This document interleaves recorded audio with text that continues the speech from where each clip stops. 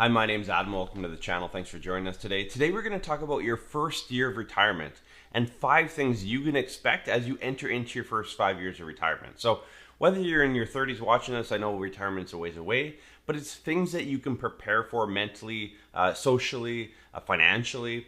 Now, if you're already in retirement, I would love your comment below on are any of these things happen to you? So can you check off any of these 5 things I talked about today? And what else did I miss? Leave a comment below. The idea of this channel is to help out Canadians, right? So if you can leave a comment below that will help someone else out, what you experienced in retirement in your first year, maybe the shock, maybe a benefit, whatever it is, leave a comment below. We'd love to hear that and I get some feedback from our viewers. So the very first thing I hear all the time, no matter what, from every single retired client is I'm way busier than I thought I would ever be. Like, I don't know how I had a full-time 40-hour-a-week job because I don't have an hour in the day anymore. And that's reality for everyone. My mom retired this year. My in-laws retired this year. We've had a lot of clients transition to retirement this year. And every single one of them say the same thing. Like, my day from the time I wake up to the time I go to bed is packed full of just stuff. Just keep him busy. So I think as you enter retirement, a lot of people fear not having anything to do. Like, how am I going to fill my 40-hour work week with something else? I can tell you that the majority of you, maybe not all of you, but the majority of you will have other things to do. Whatever that is, you probably line that up pre-retirement, but don't expect to be have a lot of free time in retirement. Expect to be very busy, to be active, to be social, to get out there, but not to have really that 40 hours that you're currently consuming with your work week. That will probably be eaten up with other stuff fairly quickly. So be aware of that. You're not going to have a lot of time. So plan ahead. The second thing that people experience is freedom. So like I said, you're going to be busy, but you have the freedom to be busy with what you want to be, okay? So it's not you'll wake up, go to work, spend 8 hours a day plus commute. You're locked into that structure. When you enter retirement, you have the freedom. You have no structure. You have the flexibility. So even though you're busy doing the things that you want to do, that you love to do, okay? So be aware of that. So you have that freedom. You can wake up when you want. You can do what you want when you wake up. You can actually eat breakfast at the table. You can do all that kind of stuff that you couldn't maybe do before. So, take advantage of that freedom. The first year, I think, is going to be so free. And it's almost like going on vacation, right? You take a week or two off on vacation. And you just like breathe. It's like, I don't have to go to work, don't have to check my email, don't have to do this. That's what retirement is every single day. So take advantage of that freedom, enjoy it, breathe it in, and take that, the freedom, the no restrictions to do what you want to do. The third thing to expect in retirement, and this is more of a financial one, is you're not going to redeem your money out of your accounts as quickly or as much as you need to, essentially. So what happens is, as you lead up to retirement, from the time you're, say, 18 till 60, 65, whenever you end up retiring, you've been hardwired to save, right? Put money into accounts, don't take it out, whether it's a TFSA, an RSP, just a savings account, whatever it is.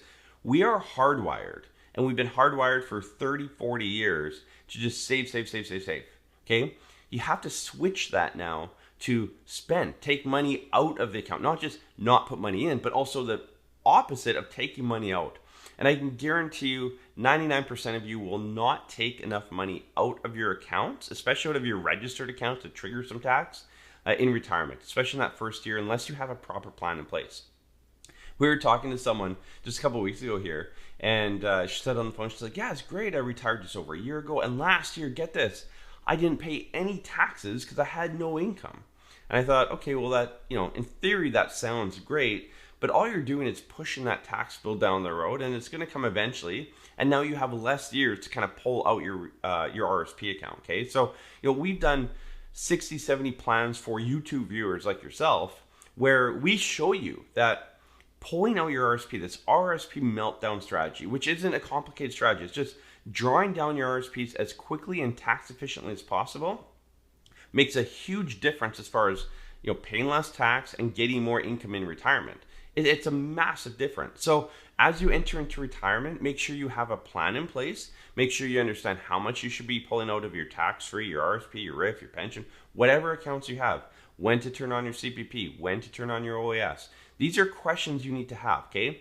But I guarantee you in your first year of retirement, You're going to hold back from taking off. You're not going to maybe do the things you want to do or should do. And I know COVID's kind of put that on a bump if you're retired right now. But if you take that out of it, make sure you're taking enough money out. Make sure you understand how much you can take out. You want to enjoy those first few years of retirement. Don't let that, no understanding of how much you can take out or fear of taking money out, because it's a very tough psychological change. I've said that many times on this channel. Entering into retirement is 95% mental, psychological, and it's 5% financial. It really is. Okay, you've built up to that point. The transition, you can't really do too much financially. Have a plan, I get that, but it's not like you can lump $1 million in your account and be okay. Okay, it's a psychological change of save to spend, and winding down that account. Okay, so make sure you're ready for that transition so that you can enjoy that first year and you take enough money out of your accounts. The number 4 thing to expect is you can live a healthier lifestyle. And this comes, I think, in 2 forms that I see from my end. Is you're able to eat better, okay? So when you go to work, you're rushing out the door, you're grabbing whatever for lunch, or maybe you're eating out for lunch. You get home for dinner at 5, 6 o'clock, you rush something together. Now you're retired. You can wake up, you can actually enjoy breakfast, you can cook something healthy, you can take time for lunch, you can prepare for dinner. There's, when it comes to meals, I think health is 2 things, right? It's eating well and it's moving, right? You can now eat well. You can take time to put it on. Like I said, you have the freedom to do it. I know you're going to be busy with time, but you have the freedom to carve that time out. Carve it out. Make sure you're eating properly. Change that structure. On the other end, you can move more. You can work out. You can do those activities that you've wanted to do. You have more time to take care of yourself. And, all of you that are watching this video as you get older, you have to move more to keep healthy, right? If you retire and sit in a chair and watch TV, you're going to go downhill really, really fast. So I encourage all of you to look at both aspects, right? Start eating well. Carve out time to cook those meals. Eat better. And also make sure you're moving. Pick a hobby, whether it's working out or playing tennis or riding a bike or just going for a walk. You just need to move your body.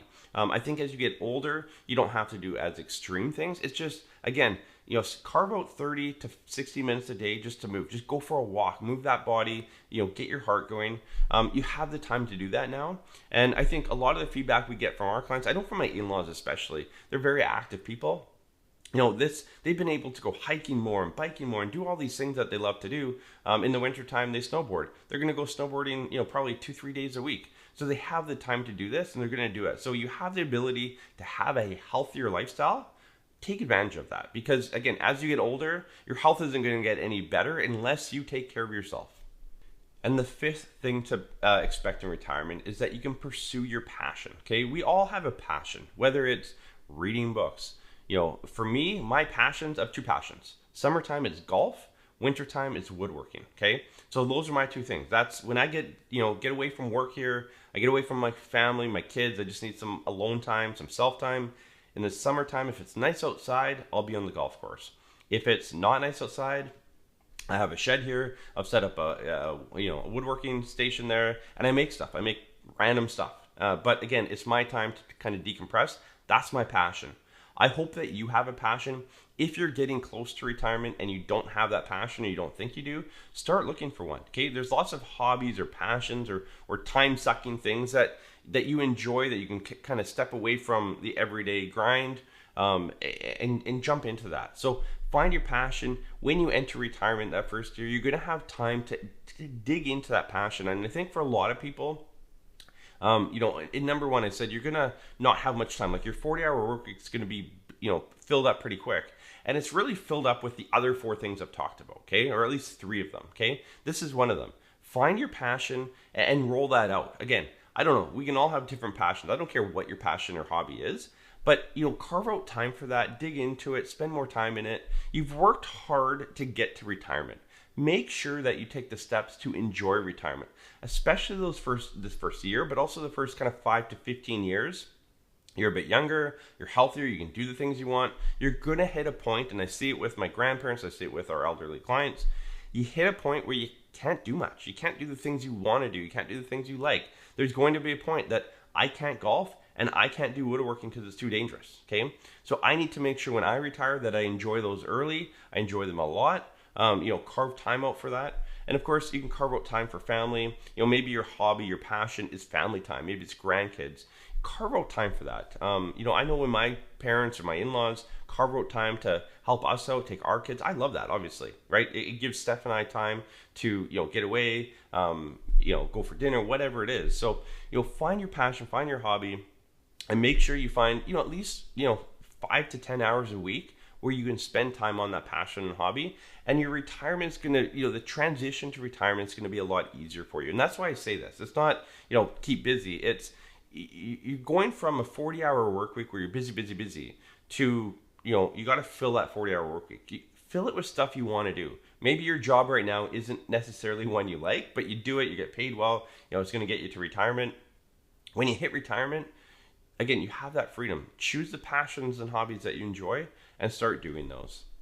So I hope that list of 5 things to expect in retirement helps you out. Again, if you're retired, if you've entered through this first year of retirement already and you've maybe experienced some of these 5 that I've mentioned or something else, mention it below. We'd love to hear your comments, your feedback. What the first year of retirement was for you, what was good, what was bad, how you can help others. This is a community here on YouTube, this channel. We want you guys to help each other out, leave comments, answer each other's comments. So we appreciate the feedback, we appreciate the views, and we'll see you in the next video.